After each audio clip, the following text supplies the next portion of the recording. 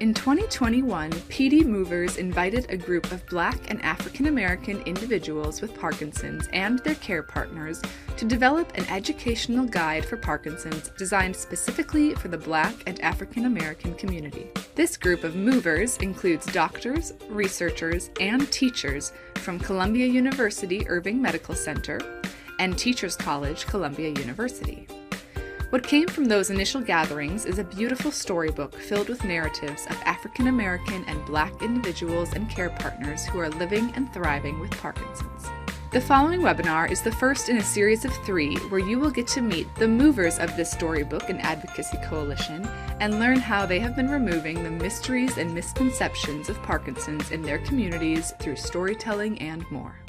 Hello and welcome everyone to the second webinar in our Raising Awareness and Hope in the Black and African American Parkinson's Community series. Today's webinar is called The Power of Story, on using narratives in the Black and African American community to connect and inspire those affected by Parkinson's. My name is Sarah Lynn and I am the Program Manager for the Ambassador Leadership Program here at the Davis-Phinney Foundation. I am joined today by my amazing colleague, Gabby DeMotte-Santos, who will be helping me lead the discussion with our panel of storytellers here. Hi, Gabby, would you like to introduce yourself? Hi, yes, thank you everyone for joining. My name is Gabby DeMotte-Santos. I am the Community Engagement Manager here at the Davis-Phinney Foundation, and I'm just grateful to be co-facilitating here with you today, Sarah. Thank you. With that, I'm going to invite our panelists to turn their videos on, and I'm going to kind of pass it off to Gabby to start introductions for us today. Hello, wonderful to see your faces again. Thanks for hopping on. So I have the joy of introducing our panelists here today. And what I'll do is just go around the screen in the order that I see you, and we'll see if it's congruent with the way that the audience sees you or not. And as we go through the introductions, I would love to hear a little bit about your story and how it has personally impacted you being involved with PD Movers. So, Mr. Kermit Smith, I have you first on my screen as our PD Mover, if you'd like to introduce yourself. Yes. Good afternoon, everyone. My name is Kermit Smith. The first thing I like to do first is say thank you to the host for giving us the platform to share what's going on in our lives as far as living with Parkinson's. And I often say, everyone knows Harriet Tubman was a slave, Frederick Douglass was a slave, but they need a platform to bring forward the plight of the slave and what it was like to come to freedom. And that's what this does. Give me a platform to let people know that you can live and you can thrive with Parkinson's. But it takes work. I'm 67 years old. Next week I'll be 68. And I diagnosed with Parkinson's in 2015. First thing I noticed was that it played havoc with my life. I didn't really realize that I had Parkinson's until my doctor said, you need to go to a neurologist and be checked out. So I went to the neurologist and he said, I think you have the beginnings of Parkinson's. And I right away said, no, not me. I don't think so. That's like for Muhammad Ali and other people. I don't have that. Then as things went along in life, I realized that I saw differences in the way I was walking, the way I was talking, the fact that I didn't have much of a tremor, but everything else seems like it was off. My fine motor skills were off. And then I said, well, maybe they have something here, maybe I do have Parkinson's. And that opened up a door for me. A door to let me know that, I was in for the fight of my life. I was in for the fight of my life. If I wanted to succeed in life and do the things I wanted to do in life, I need to learn how to fight, how to live with Parkinson's. And I often say I'm very mindful of the way I speak about it. I never say I suffer with Parkinson's. Never. I live with. I have a funny way. I have my own way of speaking about Parkinson's. I call him Mr. Parkinson. I call him Mr. Parkinson because I have a healthy respect for him. Because he plays havoc in my life. My job is to not let him do that. Find ways and means to not let him do that. And there's help out here for us. You don't have to suffer with Parkinson. You can do whatever you want to do. What brought me to PD Movers was my neurologist. She asked me to be part of the group that wanted to bring awareness to the African American community about Parkinson's. And that's right up my alley. I love doing that. Anything that help my people, I will do. Basically, anything that help anybody, I will do. But when it comes to my people, I will do it, because that's first and foremost. My mother was an activist, my brother's an activist, my sister's an activist. So I'm an activist also.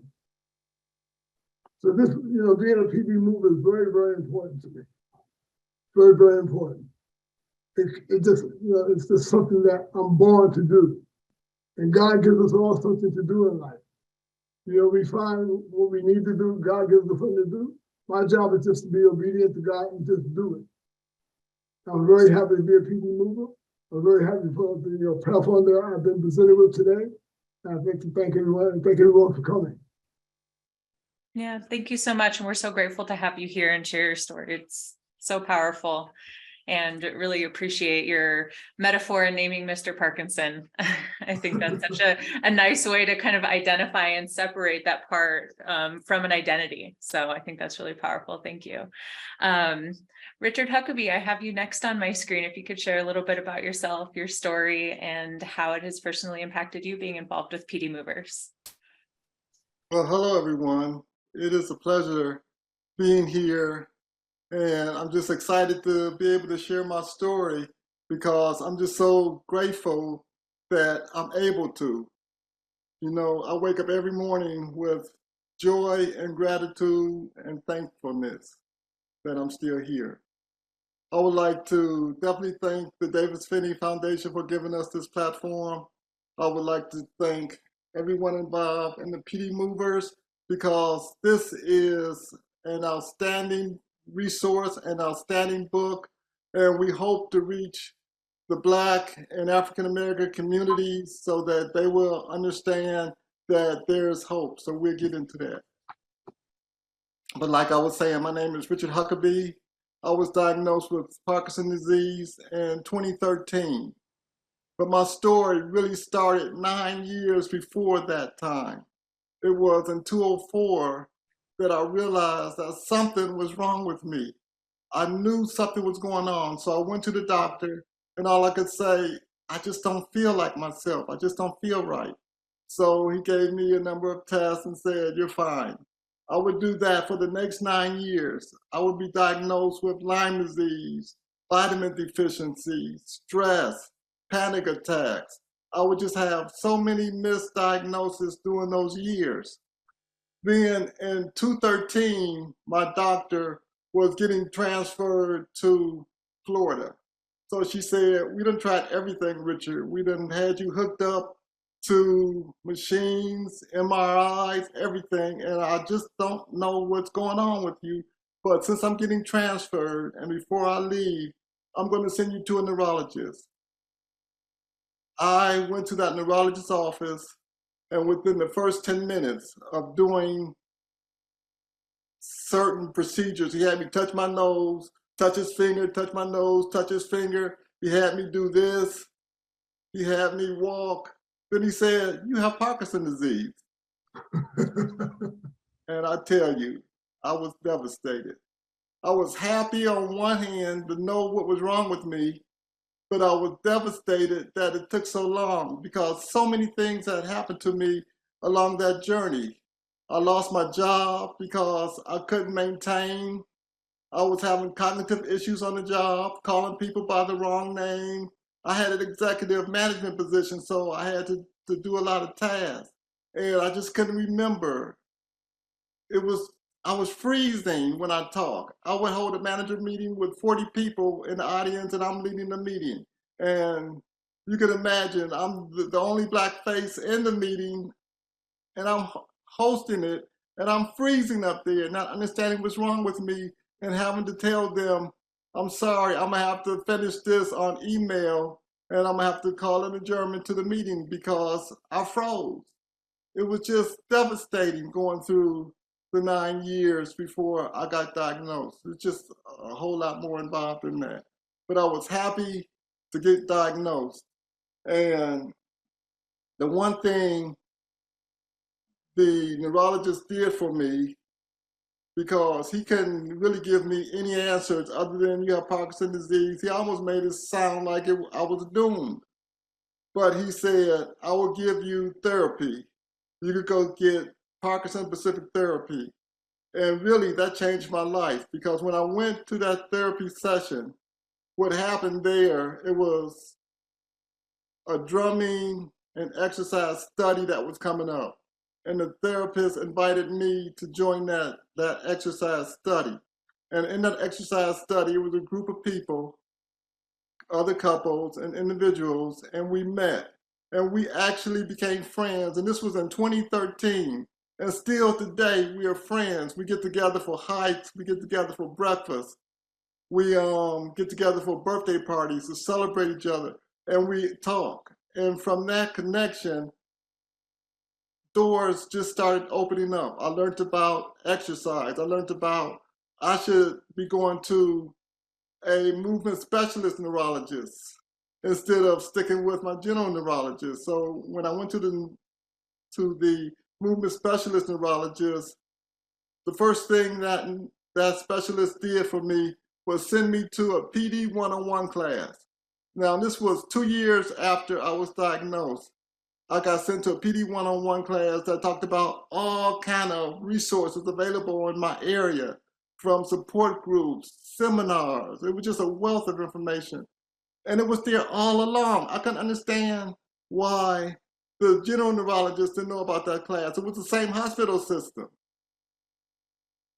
But they just didn't talk to each other. The right hand didn't talk to the left hand. So we was missing out on so many resources.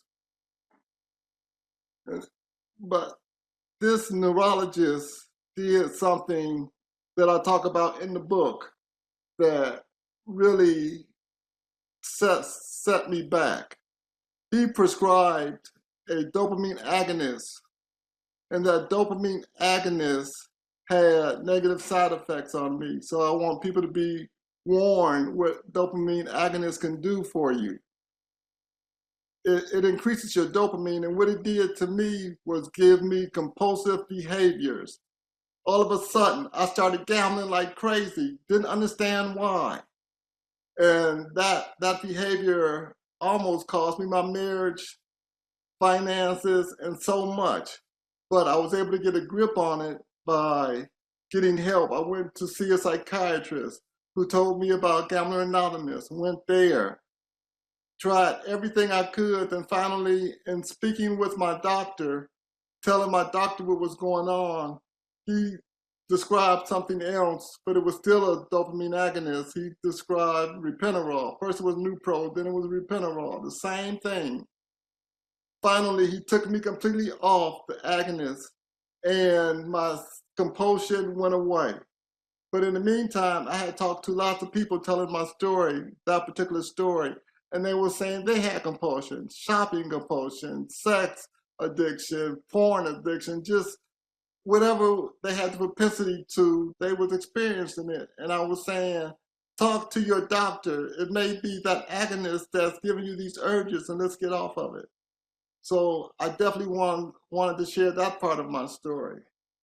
But it's just so much.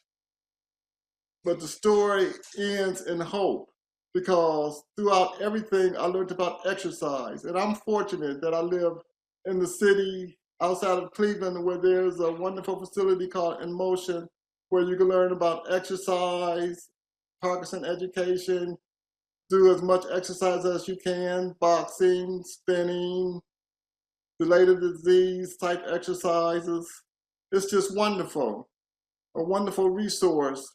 So at one point, I was going down, down, down, down, walking with a cane, couldn't drive, falling all the time. having all kind of issues, but because of exercise, I've built up and I'm able to do more than ever. I travel now, I can drive. My wife used to think she would have to drive me around everywhere, but she doesn't because I'm driving her around everywhere now. So it's hope. I have lots of friends. It's opened up a whole new world for me, and I'm just having the best time of my life, even though I have Parkinson's disease. I'm keeping it at bay and just enjoying life.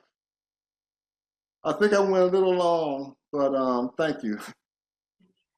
Thank you. Your story is so powerful and really such a strong story of resilience and persistence. And so I really appreciate you sharing that, and especially in this space where certainly there are others who are going to be impacted if they haven't already been impacted by your story and your experiences of that persistence with the medical community to say it can be better. And I know it can be better. And then to finally be in a place where you're like, yes, it is getting better. That's really powerful. So thank you for sharing that.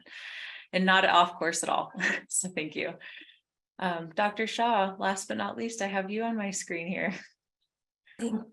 Thanks, Gabby. So I'm Hiral Shah. I'm a neurologist and movement disorder specialist at Columbia University.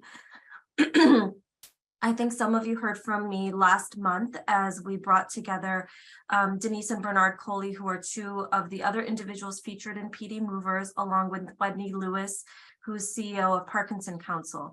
And, during that webinar, we talked about the importance of building trust. And I just want to kind of underscore that today, that this work and development of the PD Movers came after years of working with our partner, Miss Anita Parker, who's the outreach director at St. Luke AME. And she taught me so much about how we can best engage with the community. And one thing that I think along the way, as I would go to events at church, health fairs, I saw what spontaneously would happen is testimony in church. And it was often a way that individuals participating in our brain health discussions would share an obstacle or hurdle or challenge that they faced and their journey and how they overcame it. And that, along with, one of my training experiences where I attended a leadership conference hosted by Dr. Claudia Martinez, where she shared her work of the Promotores, where she had developed a flip book as an educational tool.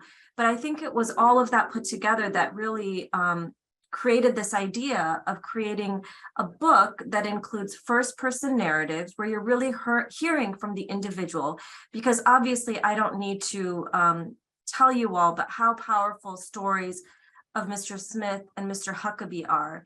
And that goes far beyond anything that I, as a medical provider, could do to educate the community.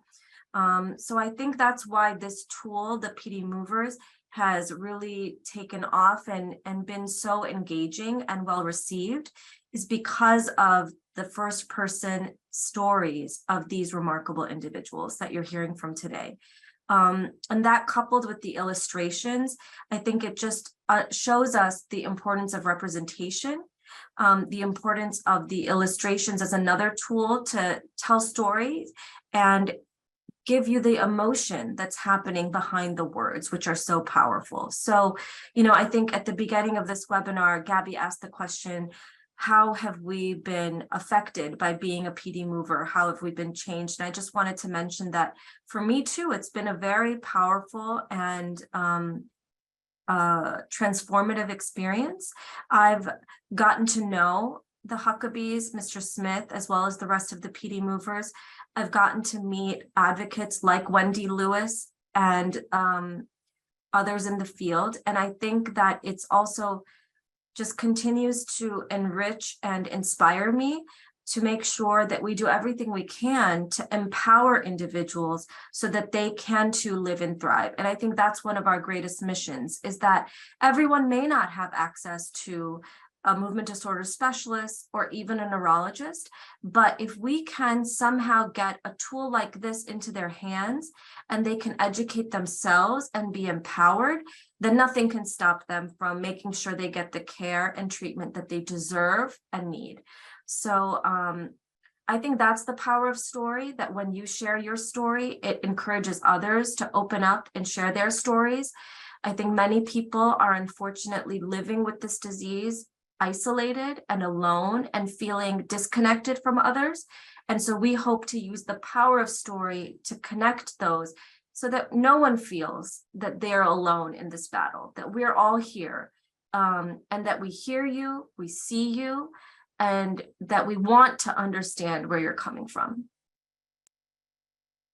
Wow, well, really beautifully put, Dr. Shaw. Thank you so much for sharing that. And thank you, Richard and Mr. Smith, for sharing a bit more about your story and what you've shared within this. And I think we're hearing a little bit about how that's really impacted you and you know, how storytelling can be so powerful for not only you, but for those around you. And so I want to take us maybe a step back and hear from you, Mr. Smith and Richard, just what really drove you to be a part of PD Movers? What really made you want to share your story and share those testimonies with others? Mr. Smith, I have you first, if you want to unmute yourself and share with the group. I guess the first thing that got me wanted to be involved with PD Movers was my neurologist. She's a very, very, very important part of my dealing with Parkinson. You know, it's very important to get the right kind of doctor on your side that you can work with. Because you have to have a bond. You have to have a feeling that she wants the best for you, as much as I want the best for myself. You know, so by speaking with her, she made me feel that I was just as important as anybody in the world. She let me know that she cared about me. She cared which direction my life was going to go. And she wanted the best for me. She wanted me to succeed in life. So she asked me to be a part of PD Movers. Give you a little background. I'm a person that I never wanted anybody to know I have Parkinson. No, I didn't want anybody to know. The less people that knew, the better off I was. Because that's just the way I am. I'm very protective of me. I coach football, and I didn't want any coach to know I have Parkinson's. I went to the gym. I go to the gym every day. I didn't want anybody in the gym to know I have Parkinson's. I go to physical therapy. I didn't want anybody there to know I have, although they had to know I have Parkinson's. You can't go to physical therapy without getting the diagnosis. But I'm very protective of it. So what really happened was that she let me know that I can't help anybody unless I let go of that. And there's something that's very important for African Americans to understand. I, for one, I'm very protective of the word psychiatrist. I don't want to go to a psychiatrist. You know, going to a psychiatrist meant he was going to fill me with medications, and he was going to make me feel like the only way I could survive is with these medications. So getting a neurologist and a psychiatrist to work together is very important for the betterment of my life. Now I got found a psychiatrist that was very, very helpful. He never pushed medication on me once. He said, Kermit, I believe this is something that we could talk our way through. And he's the one that he got me back into coaching football. He got me back into traveling. He got me back onto the road of life just by speaking when we would meet once a week. And we developed a bond. I trust him. Having a neurologist that you trust, and having a psychiatrist that you trust, having physical therapists that you trust, it's all a family that are working for the betterment of me. So becoming involved with PD Movers was a way for me to take the mask off and share what I commonly call my experience, strength, and hope with other people. You can't help anybody unless you let down the mask. Let people see who you are, Kermit. Let people feel who you are, Kermit. You can help people if you let people feel who you are. You can reach out to people if you let people feel who you are. They don't know who you really are. And that includes my family. Because I remember going to Boston and being in a hotel room with my brother. So people, I live by myself, so people never see me in the morning. They see me after I have my medication. I'm doing pretty good after I have my first dose of medication. But it happened in a hotel room. My brother saw me and the medication didn't kick in yet. So I was taking these little small steps without having breakfast. I was taking these little small steps. He says, "What's wrong with you?" I said, "I have Parkinson." He said, "It makes you do that?" I said, "Yeah." I said, "Give it about 15 minutes, 20 minutes, and you'll see the difference." So we waited. I had a little cup of coffee, got kicked in. Now I'm taking these long steps. I was trying, he said, "Wow, that's incredible." I said, "That's Parkinson. That's what it'll do to you." So what it did, it opened up my family to the fact that I have a sister that's a nurse practitioner. She realized there was something wrong and she didn't know exactly what. She knows a difference in my voice. She knows that I was dropping weight. She knows my gait was off. So she knew something was wrong with me. You know, I'm very lucky to have a sister like that. You know, so the bottom line is that it's a family disease. And my neurologist and my psychiatrist let me know that it's a family disease and people can help you if they know what's going on. No one can help you if they don't know what's going on, Kermit. No one. I suffer, you know, like I heard it said one time, you know, when the doctor gives you Novocaine, what happens when the doctor gives you Novocaine is that you suffer, but you suffer peacefully. You don't stop suffering, but you suffer peacefully. So I don't want to suffer like that. I want people to know who I am. And by letting people know who I am, I can help people. Because it gives a prime example. A friend of mine called there. I sent an invitation to this. He called them and said, the doctor said I may have Parkinson's. He says, "Wow, I get an invitation to this webinar. And my doctor told me today that I may have Parkinson's." He called me. He knows I have Parkinson's. So I gave him some direction. I said, "Well, you know, go to the neurologist, see what happens when you go to the neurologist, then get a second opinion and get a third opinion. Be sure of the diagnosis, but don't just sit on it and wait. Be proactive." And that's what I've learned how to do. I've learned how to be proactive. You know, you see the pictures up in the background. Those are my pictures of when I went to Egypt in 2018. I've learned how to do things. I go to the theater. I go to the theater almost at least 2 times a month. Yeah. I learned how to take, because I learned how to take my medication. I can't take it like I normally take it. I have to kind of change it around so that I can function at the theater and not have a reaction where I'm going down low. I can stay high. I can enjoy the show. Very important. But you know, I had to learn how to listen to what they were telling me to do to enjoy life. I've been to Ethiopia. I'm planning to go to Ghana. I mean, I go to the gym every day.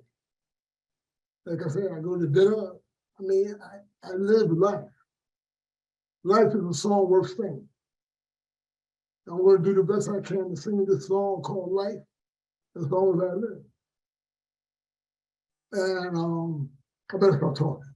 No, thank you. No. That was amazing. And what I heard and was picking up too from what got you to the phase of wanting to share your story after not really wanting to share with others or be vulnerable in that sense, that you found vulnerability with really trusted individuals that you had built those strong relationships with through your physicians and through those individuals that you have really small one-on-one interactions with. I think a lot of our audience can resonate with not wanting to share this aspect of their life, but noticing once it doesn't have to be such a huge, shout it from the rooftops, but just those small interactions that then lead to these bigger steps is so important. So thank you, Mr. Smith, for sharing that.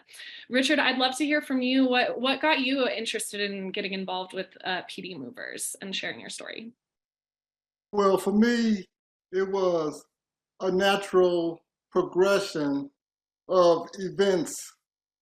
As I stated, when I first went to the neurologist, he got me involved with a physical therapist who got me involved with the exercise study. And from the exercise study, I met people that introduced me to seminars. But the seminars on Parkinson was great, but they would only come once a year. What do you do in the meantime? Well, then one of the friends that I met in the exercise study told me about a place called In Motion. Then In Motion was a place where you could get exercise at no cost to people with Parkinson's disease. And then from there, I learned and met more people and got more contacts, and then started learning more about exercise research studies. So then I started getting involved in exercise research studies down at Cleveland Clinic. And from there, it was wonderful doing those exercise research studies because it was like free therapy. I was doing cycle studies. I was doing combination where you do exercise and cognitive at the same time. It was just wonderful. It was showing how good movement is. Then I started getting involved with the Parkinson Foundation from there. And with the Parkinson Foundation, I became a research advocate. But my specialty in research was exercise research. So I was telling everybody about all the type of exercise researches that you could do. Kent State was doing them. The Veterans Administration was doing them. We was just getting people involved in different types of exercises. They got exercises where some people got a free spin bike. It was just growing out of a movement revolution. I was moving, and then the Parkinson Foundation representative told me about this organization called PD Movers, where they was trying to get some African Americans together to talk about their experiences. And all of the studies I've been in and all of the support groups, it was just a small amount of African American to no African Americans in the group but myself and my wife. So now I had the opportunity to get with a group of all African Americans. It was just something that was new to me, but so familiar that me and my wife jumped at the chance and we loved it. To see all the Black faces on the Zoom screen, it was just unbelievable. And it just went with our pattern because we have become movers. I was involved with the Michael J. Fox races. I was involved with Parkinson Movement Day. I was involved with Davis Phinney Victory Count Challenge. So I was moving all along. And then the PD movers came along with all Black faces. It was just unbelievable. So I had to become a part of this movement because it just fit. Movement is medicine, folks. Movement is medicine. We're the PD movers. Thank you. That's so wonderful. Thank you. And just such a beautiful tie to all of it in the name of the group. Oh, what a wonderful story. Thank you so much. And the illustrator did a beautiful job. And the writers did a great job editing it. It's just wonderful. You all have to get this book. Mm-hmm. And Dr. Shaw and I did get to speak with the illustrator, Mr. Randall Pearson, yesterday, and we did record our conversation. So that will be coming out as a supplement to this webinar series. And it was really powerful to talk about the impact of those illustrations. And I think anyone who has seen the PD Movers book knows the feeling that you get when you see those illustrations accompanied by those personal stories and how moving that is. So if you haven't had the chance to take a look at that yet, please do go do so, and then stay tuned for that recording as well. And before hopping into the next question, Dr. Shaw, I saw you came off of mute, so I wanted to make sure you had space as well. Thanks. Yeah, I just wanted to add and underscore, as Mr. Huckabee and Mr. Smith pointed out, I think that something really beautiful that we were able to do is, these all of these individuals, the PD movers, they all have their voices and their stories. We just created a space where they felt comfortable sharing that. And I think we were very mindful of including members of the team that were representative. So we were all Black and brown in that core team, including Ms. Parker, our outreach director and community partner, as well as the illustrator, Randy, and a videographer, Caleb, who's helping us develop some videos to kind of accompany the storybook. So stay tuned for that. But just how important it is to see and recognize yourself amongst this group. And so again, we just can't underscore the importance of representation, because it allows for people to build that community and trust and a sense of kinship. You know, I wish we had recorded our first webinar. I think we all felt the magic in that virtual room, looking around the screens of all of the Black and brown faces. And I think we all felt like something magical was happening. And so, as you said, you know, even Randy, I think he brought his lived experience and so much that was unsaid to creating these illustrations that really resonate with the community, that reflect the importance of family and faith. And that comes across without us needing to explain it. And I think that really resonates with the African American, Black and brown communities, because we all have that in common. And again, just to say that when one person shares their story, it empowers someone else to share their story. And I think for the individuals that are out there that may be new to Parkinson's or don't have as much exposure or are earlier in their journey, this can be a resource. I know Wendy Lewis at the Parkinson Council told me a story about how there was a couple that came to her that was really struggling, and she was so empowered to have this tool to share with them and say, look at this book, see the stories of other people and that might help bring you some hope. Because as Mr. Smith said, everyone with Parkinson's can live and thrive if we allow ourselves to open up and connect to others. So I just want to thank advocates like Wendy and others in the community who are sharing this resource. And you'll hear from Ms. Parker at the next webinar, because there's such an important role of faith-based organizations in storytelling and in reaching our communities. So I think that connection we couldn't have done it without that piece. So part of the story also was the story of faith. And we'll talk more about that next time. So I just wanted to be sure I added that piece in, and thanks again to Mr. Smith and Huckabee for sharing that. If I might point out, I know that for Angela too, Mr. Huckabee's wife, it was a really wonderful experience. And I know that she may not be here or able to lend her voice, but Mr. Huckabee, I just wanted to remind you or ask, was there anything that you wanted to share from Angela's perspective? Well, Angela was really enthusiastic about the PD movers because she is passionate about reaching other Blacks and African Americans that's affected by the disease and that might have it but not even realize it.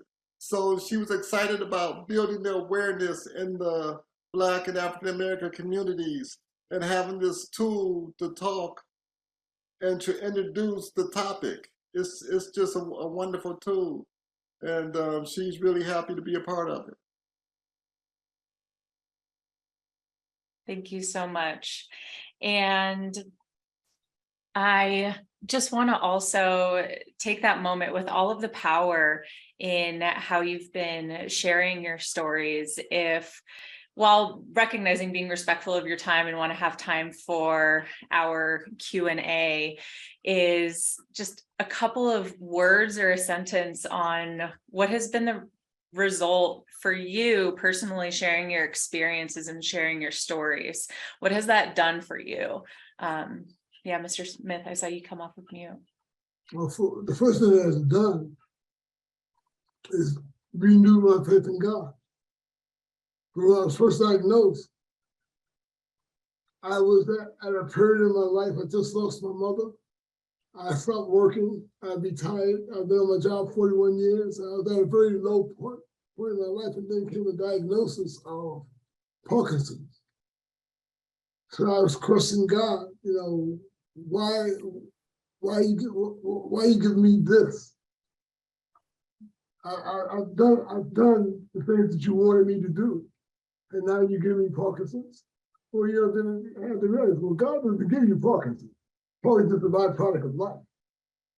How I deal with Parkinson's is my job. So I wake up every morning, and the first thing I do is thank God. The next thing I do, I talk to my ancestors, my mother, my father, my brother, my great aunt, and I ask them all to empower me, to give me strength, to help me to walk with them, not them walk with me, help me to walk with them. The next thing I do, I say affirmations, because Parkinson's is very, very tricky. Very, very tricky. Sometimes, the days that Parkinson's wins. Most of the time, I call the shots. And I tell Parkinson's right then and there that, you know what? I may have Parkinson's, but Parkinson's does not have me. So, I talk to myself and say, I'm strong, I'm healthy, I'm disease-free, I can do anything I want to do. And I say it over and over and over and over again to myself. It becomes a way of me taking back what has been given to my body and not triumph over me. Parkinson's will never triumph over this body. Never. I won't let it. And I'll fight, and I'll keep fighting. Because I know that's the way to win. And that's what PD Movers has done. It's reinvigorated me to want to fight. And help others to fight. Yeah, thank you. Our resolve. That I'm a winner. We're all winners. As long as we keep getting up in the morning, we're a winner. And put positive affirmations in our life, we're all winners. Oh, that is so wonderful. Thank you so much. Richard, how about you? Just a couple words takeaway on what this experience has meant for you. Well, this experience has just really been fantastic for me, all inspiring. And when I tell my story, I think I inspires others to get involved and to keep moving. Because as the title states, PD Movers, we keep moving. Movement is medicine. And I just like everyone to know that there's hope. You can thrive with Parkinson's disease. You can still do things. It's not a death sentence. As long as you keep moving, as long as you keep fighting. One of my daily mantras is, every day I fight. And all of us, we're fighting something. I'm fighting Parkinson's disease, but others may be fighting high blood pressures, diabetes, something else. But if we keep fighting, we will have victory. And just telling my story through PD Movers has been all inspiring. And I'm just grateful to be able to do so.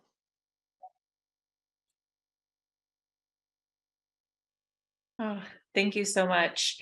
And we do have a few minutes to jump into Q&A, so I'll go ahead and let Sarah take the stage for that. Yeah, thank you so much. Thank you both. Thank you all three of you for joining us today and sharing these really impactful stories and important messages. We're so grateful to have the opportunity to share your inspiring stories and how you all live well with Parkinson's today. So thank you so much. As we kind of start to collect some questions, as a reminder, please feel free to add any questions you have for our panelists in the chat. Gabby's bringing up the PD Movers slide that has a QR code on it for you to scan with your mobile devices, so you can download the PD Movers storybook on your devices and get to hear more amazing, inspiring stories from others. As we hear, the ripple effect of sharing this with others is so important and widespread.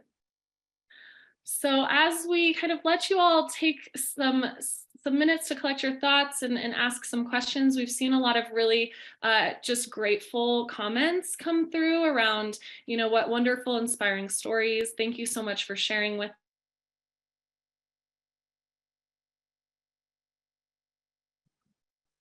Oh, it looks like Sarah Lynn froze that there. I think she's been having some challenges with her computer, of course, in this moment, unfortunately. But just to build on that, yes, we would love to see any questions come through the chat, and so grateful for everyone's engagement.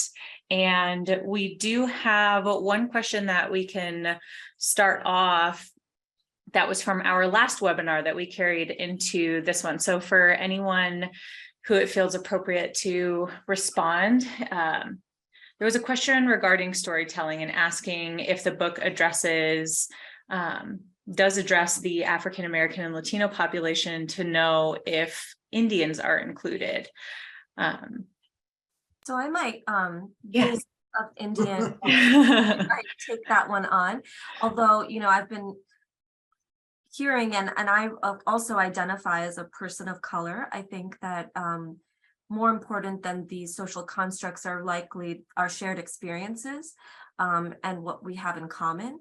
But I think that in terms of addressing the Indian community, I can speak from personal experience that as I've shared this with my family, and I think that the stories resonate with them. Certainly there's differences, in religion or culture, but I think that the stories do resonate. That being said, my parents are actually in India. My father's a physician, and he has been sharing the book with his colleagues. And it's interesting how each community reacts in a really interesting way. And his medical school classmates are so excited to see this book. I think it's so unique in its storytelling that it captures the attention of anyone. And they all are asking, when are we going to do one for the Indian community? They've already translated into Gujarati. So we're looking to figure out, how are we going to share that with others, but also how can we develop a similar tool that addresses any of the specific concerns that may be unique to the Indian community, and I think that's just speaks to when putting together a resource like this. I think we had a period of where we got to know one another as a group. And I think we were all mindful of what the key messages were that we wanted to make sure we highlighted as we created this resource. And I think the key messages for me, if I'm not mistaken, and Mr. Smith and Huckabee can correct me if I'm wrong, but the importance of representation, the importance of faith, the importance of family, the importance of this being a positive and optimistic resource that focuses on recovery, including exercise and other things that you can do and be empowered to take care of yourself. So I think that is just so important as we try to help other communities develop resources similar to this. I think it's always important to include the voice of the community from the outset, which is why we were sure to make sure that the publisher, the artist, the videographer, that everyone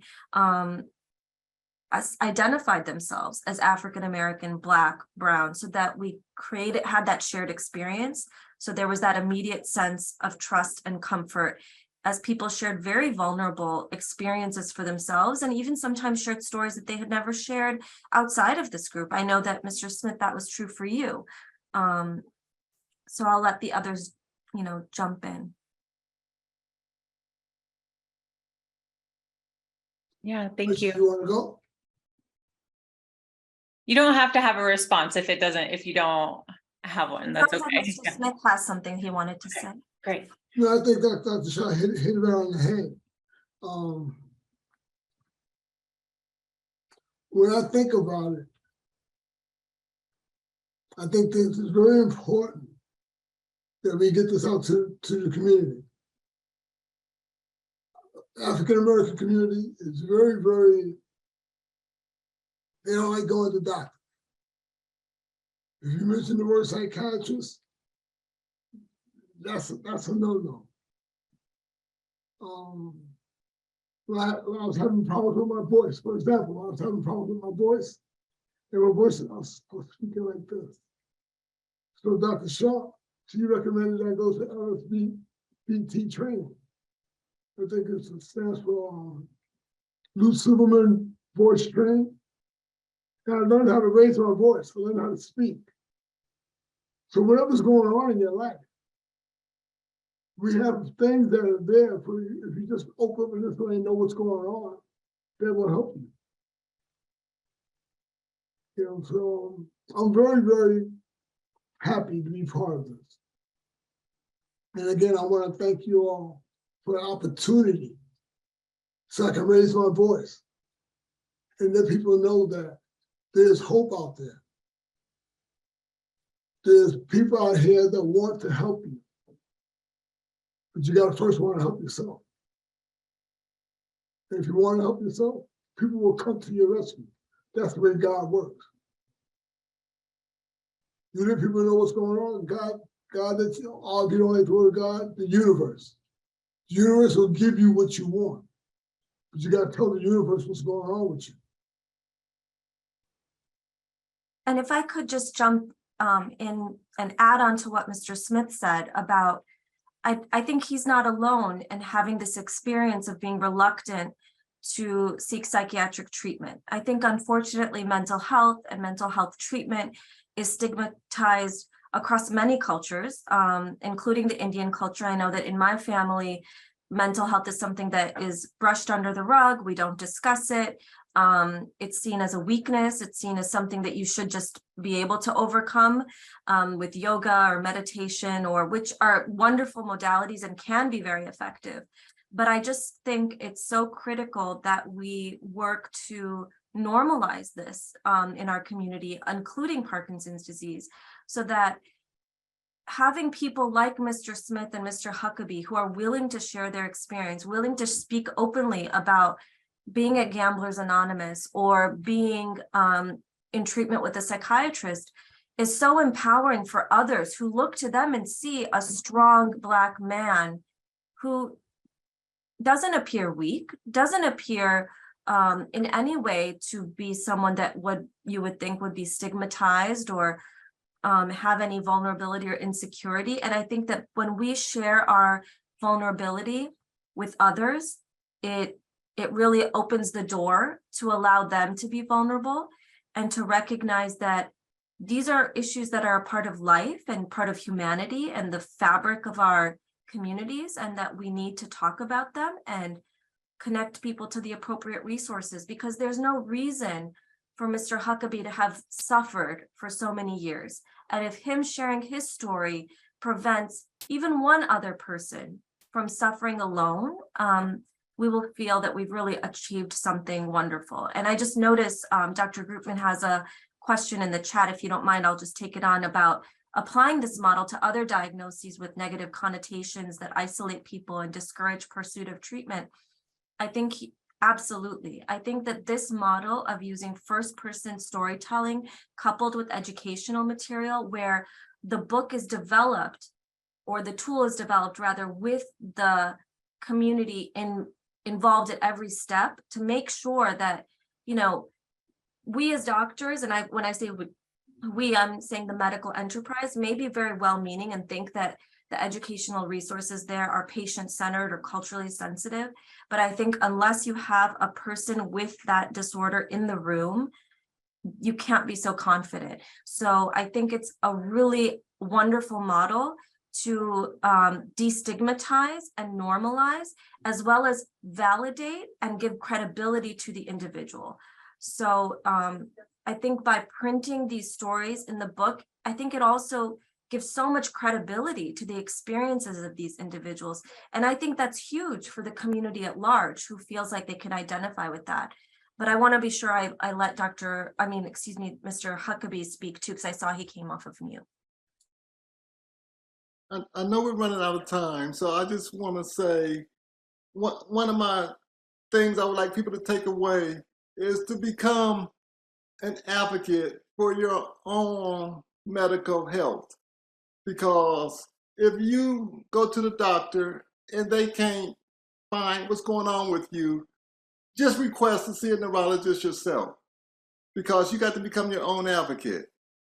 If you find that they're prescribing the wrong medications for you, talk to your doctor, let them know. If weird behaviors start happening, you got to talk and speak up so that you don't continue it long. Like for example, they prescribed 4 carbidopa-levodopas for me personally a day. Then after 2 years, they jumped up to 5. During that time, I was doing an exercise study. I went into the exercise study with that 5th pill in me, and the study people was telling me, "You look lethargic, what's going on?" I said, "Well, my doctor gave me an extra pill and said, let me get used to it."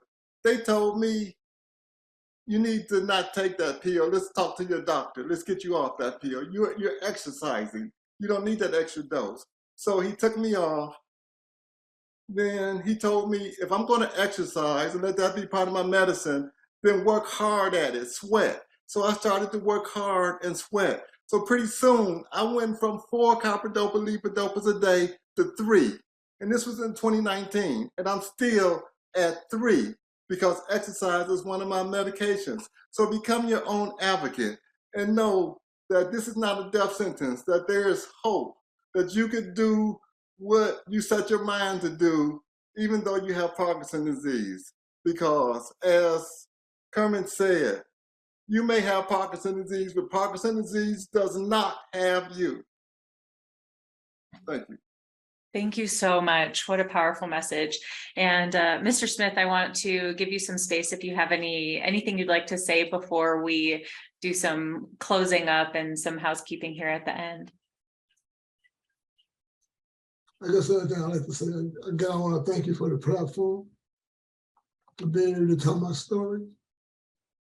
And I hope and I pray that, I don't even have to hope and pray. As I told you all before, what's happening here is blessed by God. And it can't fail. What we're doing here cannot fail. It's going to succeed. It's going to grow. It's going to get bigger. And we are all blessed by coming into contact with each other. This makes us family. My family just got larger by this webinar. I appreciate you all. If there's anything I can ever do for any of you, just let me know. I'll be there. Thank you so much. And thank you again, Mr. Smith, Mr. Richard Huckabee. Thank you, Dr. Shaw, so much for your time in advance of this webinar and today, and sharing your stories, sharing your voices, such important information that is being shared with the community. And as we're wrapping up our session for today, I would just like to share a couple of reminders here. We have one more session in this series. So next we will be meeting on March 16th, same time, 11 o'clock Mountain Standard Time or 1 o'clock Eastern Time, to talk about the role of faith-based leaders in health promotion and outreach in the Black and African American community. In response to this webinar, everyone who registered and attended will be receiving a recording and some additional materials in their inbox within the next week. And thank you again, and we hope to see everyone here next month.